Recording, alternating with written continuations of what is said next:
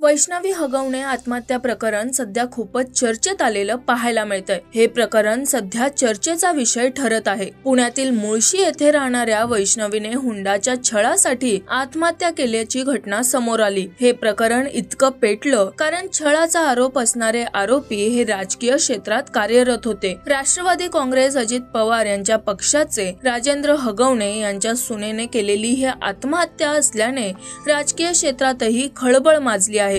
याच दरम्यान मृत वैष्णवीचे आरोपी पती, सासू सासरे, नणंद, दीर यांना अटक करण्यात आली आहे। वैष्णवी हगवणे आत्महत्येचा सध्या जोरदार तपास सुरू असलेला पाहायला मिळतोय। हे प्रकरण आता इतकं पेटलं आहे की यावर अनेक कलाकार मंडळी हे प्रतिक्रिया देत आहे। वैष्णवीच्या मृत्यूची झळ ही आता सिने विश्वातही उमटू लागली आहे। अभिनेता हेमंत ढोमेने पोस्ट शेअर करत दोषींना कठोर शिक्षा देण्याची इच्छा व्यक्त केली। या पाठोपाठ आता आणखी एका अभिनेत्याने वैष्णवी प्रकरणावर संताप व्यक्त केला आहे। हा अभिनेता म्हणजे पुष्कर जोग। वैष्णवी प्रकरणात पोस्ट शेअर करत पुष्करने संताप व्यक्त करत म्हटलं आहे की खूप लाज वाटते जे काही महाराष्ट्रामध्ये घडतंय। आधी स्वारगेट प्रकरण, आता वैष्णवी। आपल्या भगिनी सुरक्षित आहेत का? आता एका मुलीचा बाप म्हणून भीती वाटते। पोस्ट टाकली की कोणीतरी ट्रोल करतच, पण आता गप्प बसून चालणार नाही ना। माणुसकी आणि आपल्या सामाजिक निरागस बहिणींचा प्रश्न आहे। गुन्हेगारांना कठोर शिक्षा द्या,